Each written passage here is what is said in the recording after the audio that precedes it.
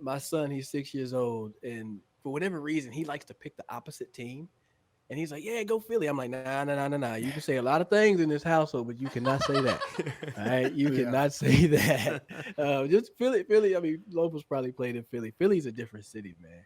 I respect him for the love and the passion, but nah, I ain't picking. I can't pick Oh Philly. yeah, Lofa's played in Philly. That was a big game. I Yeah. love playing Philly. They were good to me.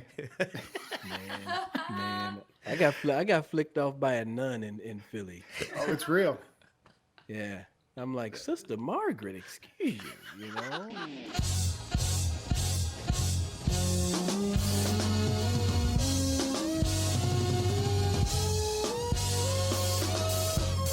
Take 12 if you want to run uncut.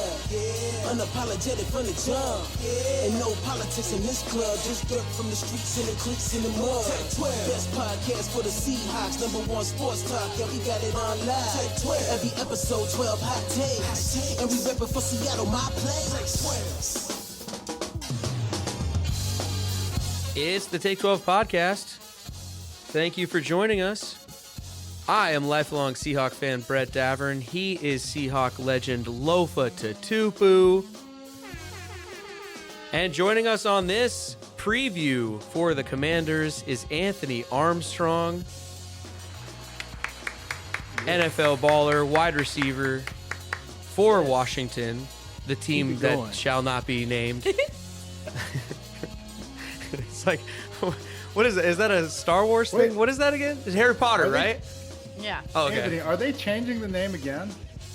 Man, I don't know. At this point, I just say Washington. Yeah. Right. So whatever they do, as long as they don't go and like say, "Hey, we're going to be DC or Virginia now," I'm just going Washington. And if they do change, I'm going by color. So But either keep it Washington or keep it burgundy and gold. That way, I don't have to get too confused. Lofa and Anthony and dear listeners, let me tell you all how dumb I am. Coming onto the air here while we're setting up, because everyone just calls it Washington now, Katie said, and played wide receiver at Washington, and I'm so dumb, I started thinking about my Huskies. And I had to be like, no. And she's like, no, the team. And I said, what team? And she said, the team I can't name. And I was like, okay, fine. I understand now. Dang. Well, I wish I was good enough to go to Washington. Man. They had some good football out there in Washington. Welcome to the show, everybody. Sorry, Lofa, but go ahead. No, I was just going to ask because was it West Texas A&M, right? West Texas A&M, yes indeed, Division how II did football guy. Division II to the league. That and Yeah. back because we're around the same age. I'm a year older, but what was that like? And how did you end up at West Texas A&M if you played in the league? Man, I tell you, I came out during a time where the receivers were crazy in Texas. The top, like 3 out of the top 5 were in the state of Texas. Roy Williams, B.J. Johnson, and Sloan Thomas. I was Wow. not in their league, so I went D2 and was a fast guy. I ran a 4.2 and I bet on myself a few times. I went and played arena ball in Odessa for a season, 2 seasons with the Dallas Desperados. And when that conglomerate from the Cowboys went to Miami, they still kept some of those names and they were like, "Yeah, we want to bring you in for a workout." And I made the most of it. So I scaled the back side of the mountain to get to the league. I went the way that nobody has probably ever went and probably won't ever go and repeat because it was treacherous, but it was Yeah. worth it. Yeah, at the end of the day, you look back and you're like, man, that was a hell of a journey. That's an incredible No, story. I hear you, man. I mean, a lot of people don't know. They just remember me from Southern California with Pete Carroll, and we won Heisman's and national championships. But I started off at University of Maine because in high school I played quarterback and linebacker, and all Division I wanted me to play quarterback. There's only like 2 or 3 schools, but I was like, I don't see any 5'11" Samoan quarterbacks, but I see a lot of 5'11" linebackers in the NFL. And so Yeah. I You took made the the right path less decision. traveled. Yeah, right. It just trusted the heart. Oh, man. Look at this. We're bonding already, and I haven't even Brett, talked your about turn. Wiener Schnitzel yet. Unprecedented here on the show. The show is brought to you guys by Wiener Schnitzel. 2 locations in Western Washington, 1 in Everett, 1 in Fife. Go in and mention the Take 12 podcast. Get an extra free hot dog with any other purchase. My goodness. What a time. And also, I think, Katie, are we ramping up towards the Can I even mention the? Okay, we'll keep that for a different episode. All right, moving on. Sorry about that. I like Little to plan business things take care out of a that. little bit more. I like Okay. surprises. All right. Well, that's why I had to, I got to get the look from across the room. All right. Yeah. Okay. Moving on, guys. We got a game coming up this weekend. Seahawks v. Commanders. The Commanders are coming to Seattle. Seattle is reeling off of what we saw in Baltimore. Anthony, start with you because, introduce us to this Commanders team. Who's coming to Seattle this year for you guys, and what are we in store for here?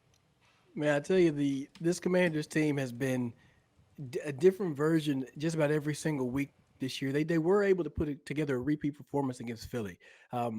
Generally, they play up or down to their opponents, and playing down to your opponents, as Lofa will be able to agree with, is not a good thing. You don't want to play down to somebody because that's how you get beat on Thursday Night Football against Chicago. But these past couple of weeks, you've gotten an inspired Commanders team.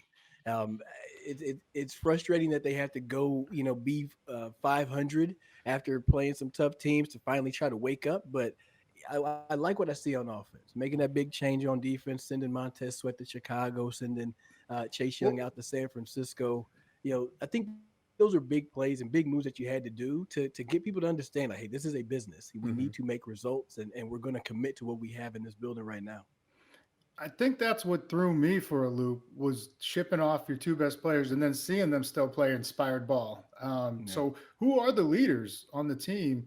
I've been impressed with Hal, but just from your opinion, who's really taken that void?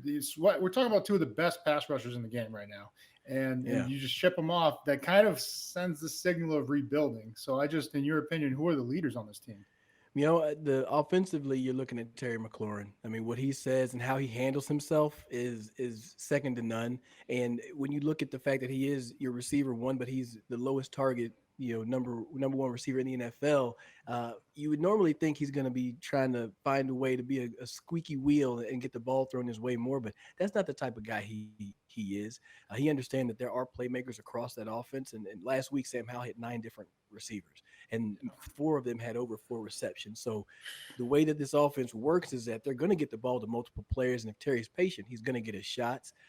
So he's a big leader. John Allen is a guy that's a big leader. But when you send off Chase and Montez, it had a lot of people scratching their heads. And frankly, I'm not mad at it. I'm not mad at it at all because you're not tied up in those contracts. I mean, Montez made over $100 million in Chicago.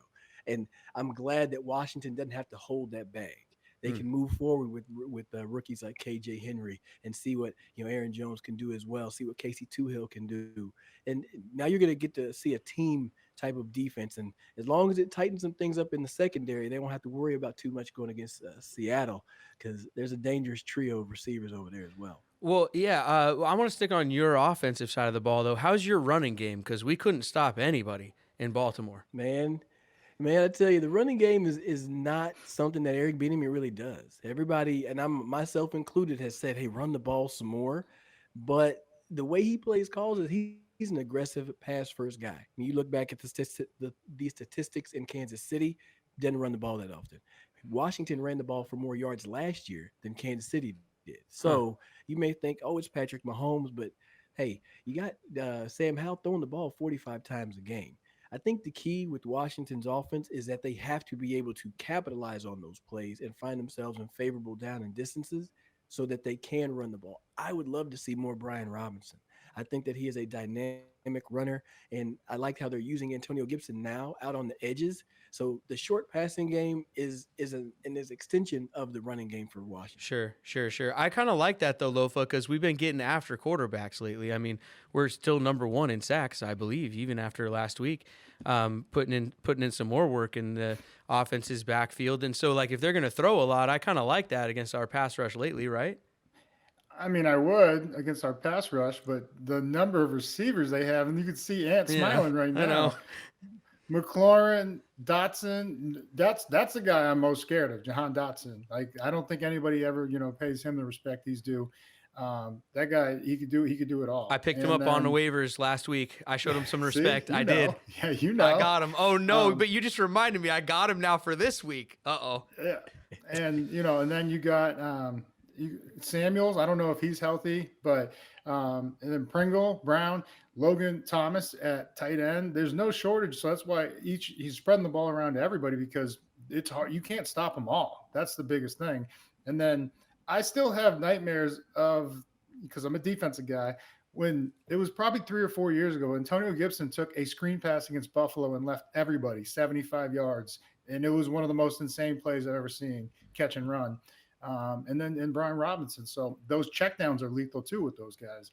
So yeah, hopefully the pass rush does show up big because we got our hands full in the secondary. Well, we got a secondary though too. I mean, come on, Spoon, right? Jamal's playing Woolen, good. Trey Brown, Yep, Diggs. Woolen. Absolutely, but I don't know. Like we're lucky we don't have to commit an extra defender down in the box on against the run if they don't run it that much. That's all I'm going to say. Mm-hmm. Okay. How about your defense, Anthony? I mean, what's the Seahawks offense going to be looking at? I mean, Lofa, they're going to be looking to get right this week after what happened last week. I'll let Ant go. I mean, Anthony, you mentioned our receivers already. You can talk about them some more. They want to be the best room in the league, and they need to step up, especially after last week. You know, one unfortunate, consistent thing that has happened this year for the Commanders is that they have been the starting point for a lot of teams to get on the right track. Be it the Buffalo Bills defense finally getting off the schneid for sacks and having 6 against Sam Howell and the crew. Teams have found a way to do that. A.J. Brown has had over 250 yards himself against the Commanders. Like, he's had a hellified season, and it's happened time and time again. We do not need that to happen this week.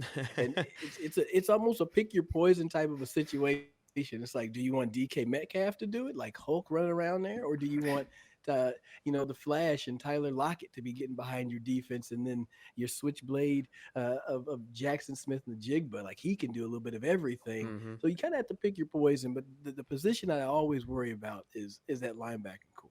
You know, you're seeing Kaliki Hudson work his way into the lineup. He brings more athleticism in place of Cody Barton. So I always have to pay attention to tight ends like Noah Fant. Is he going to wake up this week? Kyle Pitts had a good game, so tight ends find a way to get open against this linebacking core. Well, also Bobo could be a big Bobo game, Lofa. Bobo Mojo here in Seattle. Yeah, Let's go. I don't know if you've heard of our undrafted free agent. He's like 6'5", 6'6". Ran a 4.940. It's probably the first receiver I ever had a better 40 than.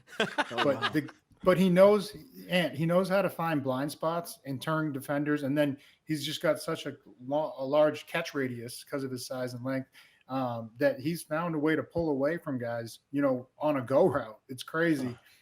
It's wild to see. He's got game speed. We're going to need more. We call that game speed. Game speed. We call it game speed around here. That's right. I don't need Bobo going crazy. No.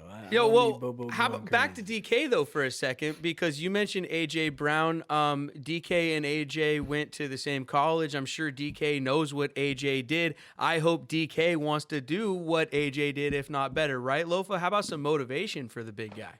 Not that he needs any extra, but No, but hopefully, college teammates, hopefully they're sharing notes on, how defenders play them. Like AJ, freak of nature, just like DK. And I mean, there was a couple, like they were heavily contested throws or catches, and he just works his way back to the ball and then carries a guy into the end zone, much like we've seen DK do. So that is a matchup I think we're looking to exploit is the secondary and our receiving, because we do have an edge there. Well, and he only had the one catch last week, albeit for 50 yards, but only the one catch. So hopefully some more for DK this week. Anthony, how about your run defense? And then Lofa, we've got to stick to the run and run the ball, but be effective running it, because, that's the thing. It's not only do you have to run it, but you got to be effective running it. So, I mean, who wants to start? Lofa, we've talked about the consistency. Anthony, why don't you tell us about the run defense for the Commanders? You're led by John Allen and Deron Payne, and those are the two big Bama defensive tackles.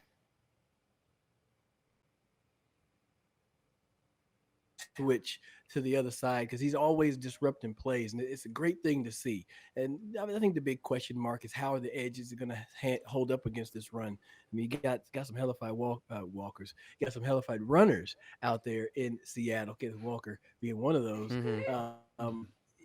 Getting the run game going, it will definitely help what Seattle's trying to do, and that's going to make Cam Curl get more involved, and then you're going to have to deal with play action passes and seeing Tyler Lockett run all over in that backfield. So how the linebackers are able to fill and how are they going to be able to handle the physical running game is going to be something to pay attention to. Because I got to see Jamin Davis. He does a great job covering running backs out in space. He's really shut the game down 2 times this year with some big pass defenses. But how are you going to take on blocks against big guards, big fullbacks that are trying to put their hands on you within the space of the running game? That's a big thing to pay attention to. It's a big one. It's a big one this Sunday, everybody. If you're going to the game, get there early. Let's get some tailgating going. It's an afternoon game, but try to, let's get lathered up a little bit before we get in there. The team needs to hear you this weekend. We need to bounce back. If you want to go to the game, or if you're looking to go to the game by winning a contest, we would have that for you guys. It comes from our sponsor, epicseats.com. If you're looking for seats to the game, you want to go purchase those, go to epicseats.com, use our sponsor, mention the Take 12 podcast, and take 12% off when you spend more than $100. And if you're buying, a pack of tickets, it'll probably be north of $100. So why not get 12% off with us? And then if you're holding on to seats, maybe for some reason you can't use them, I don't know why. Something came up in your life that's more important than this game. I don't know what it would be. Like I've been doing for the last 7 weeks. Yeah, if you want to offload your tickets, you can also do that with our sponsor, epicseats.com. Let them sell the tickets for you and be your guide through that. Mention Take 12, and you get an extra $12 per ticket that you sell with Epic Seats. Epicseats.com. Nobody beats Epic Seats. And this week we've got tickets to the game, 2 tickets. You guys can win those. How do they win those, producer Katie? Oh, sorry. I choked on myself. Social media contest. Lofa, you're going to do something on there? I will run a contest. Okay, all right. We'll have a contest of some kind. All right. Well, we'll figure it out. Check out our social media. We'll be all over it. If you want to win tickets, you can do that. You guys, we need to predict the score of this game. We got to look into our crystal balls here. And Katie, that's not funny. Stop giggling. We got to predict the outcome of this thing. Our official score prediction challenge is brought to you by our friends at simplyseattle.com. You guys can go find that post on our social media, predict the score below it and who you think will win. And if you nail the score prediction right on, we put your name in a hat with all the other people who nailed it, and then we'll pull out a winner. The pot right now is up to $50. $50. You get a $50 gift card from our friends at Simply Seattle. We add $25 per week if nobody nails it. Lofa, Anthony, how do you see this thing shaping up score-wise? Score perspective, score-wise. What am I? I'm rambling. And guest has honors. Oh, I got the honors. Okay, cool. I'm furthest away from the pin, so that means I'm up. I'm going to go take it back to 2011. This was a historic day. Washington made a trip all the way across the country to Seattle and played up there in Seattle. And yours truly had himself a touchdown over Brandon Browner, left end zone. That was the loudest stadium I've ever been in, but they got quiet quickly. 23-17. Washington will get this one handled on the road. I think Jahan Dotson will make you feel right, Lofa. Just understand that he's a silent assassin. He'll have himself a big touchdown. 23-17. Give me those Commanders. Handle it out there in Starbucks. I like that for my fantasy team, but I don't like that for my team, my real team. I root for sure. Lofa? Yeah, I don't know what they got the over-under set at this one. And, we have been playing good defense up, as of late, just that little blemish last week. But I see a high-scoring game here. And with both these offense, I think we get right. And I think, they continue on their strong streak, putting up yards and points. So give me the Hawks 31 and Commanders 27. Okay. Ooh, a tight one, though. All right. Yeah. The Commanders have been giving up 30 pretty frequently, so that 31 may not be wrong. All right. May not be wrong. Anthony brings up 2011, and we all know that I don't take this segment too seriously when it comes to the scores. So I will say that the Seahawks will win this one 20-11. And hopefully the one Commander touchdown goes to Dotson, because I could use that on my fantasy team. How do you guys? We got to take a break here, but I have a question for you guys on the other side about fantasy football because I don't know how I justify rooting sometimes. Or like my rooting interest when it comes to these things. Hold on, let's take a quick break on the show. We will be right back on Take 12 after this word. All right, guys, so I asked you before the break, but how do you guys, man, my loyalties get pulled sometimes. I got my real team, but I got my fantasy team. And then I got someone on my fantasy team who's playing against my real team. Does that bug you guys as much as it bugs me? Sometimes you're on the wrong side of the stick, man, and you have to decide where are you trying to take this loss. Because I remember when I was playing, I would put myself on. I started to pick myself up because I was like, hey, I'm gonna start this week. I'm gonna play, so I put myself in the game. It was a free league, so there's nothing. Crazy no going insider on. trading. Don't try to come back. Okay. But I also knew that for whatever reason, defenses would adjust the following week. So if I balled out, that next week I needed to start Santana. So I would bench myself, right, for the sake of understanding that I'm trying to win, right? That's so funny. So Brett, if you just happen to have a little bit more than pride on the line in this league, maybe you need to go and play Jahan and just cheer for production, but like I said, maybe you just try to push for that overall team victory. I get torn in two different directions. Lofa, could people pick individual defensive players? No. There are some crazy leagues out there, but not really. I didn't get any of the harassment that because they started adding defensive players. So, when people would jump online and be like, I can't believe you didn't catch that. I didn't get, worry about a missed tackle that everybody would just, attack me. But yeah, I mean, like Ant said, you got to hope that your guy balls out, but not enough to beat your team that you're actually cheering on and rooting for. And then if your guy doesn't play well, then you're like, okay, you know what? At least we won. Man, I find it hard to even put players on my fantasy team that are in the division though, because then I'm like rooting for a Niner or something. Yeah, that's different. Feels wrong. That's much different. I don't pick anybody from Philly. I'm sorry. I love AJ Brown. He's had a hell of a season, but no, I can't pick Philly. Really? I played for Washington. I played for Washington. I played for Dallas, and my son, he's 6 years old, and for whatever reason, he likes to pick the opposite team. And he's like, yeah, go Philly. I'm like, nah. You can say a lot of things in this household, but you cannot say that. All right? You cannot say that. Just Philly. I mean, Lofa's probably played in Philly. Philly's a different city, man. I respect him for the love and the passion, but no, I can't pick. Oh, yeah. Lofa's played in Philly. That was a big game. Yeah. I love playing Philly. They were good to me. Man. I got flicked off by a nun in Philly. Oh, it's real. Yeah. I'm like, Sister Margaret, excuse you, I'm like, wow. That's the one thing thing is, man. The one great thing about Philly, though, in their passion and everything, is they have it timed out. And Brett, I think I've told this before, but we were coming out of the tunnel, and I was like, hey, we're getting introduced to the defense. And like the PA announced, he's like, the hell you are, man. You're going one at a time. And so as they say, like middle linebacker from Southern California, Lofa to Tupu, the crowd goes sucks. It's in unison, and it's beautiful, and you're just kind of like, wow, this is awesome. Like, it's a real atmosphere, man. Oh yeah, that's man. The home field advantage, right? Mm-hmm. That's home field. I mean, hell, y'all in Seattle, you know all about home field advantage. Like I think I'll say that we didn't mention this at all. That is one thing that I forgot to think about as a young quarterback going on the road is how are you going to handle that? Like you literally cannot hear somebody that is 12 inches away from you on the sideline, let alone trying to communicate through an offense what the protections are, who's the mic, you know what I mean? That could be something that really shows up. And if the 12 are loud like they are known to be, that could cause a lot of havoc for Sam Howell and that crew. Mm-hmm. Oh, for sure. And then you said 2011, you guys defeated us, and then what was it? 2017. I think that you guys got the best of us too. So hopefully third time's a charm for us. Hopefully not. Every now and again, my mentions blow up, and that's what happens.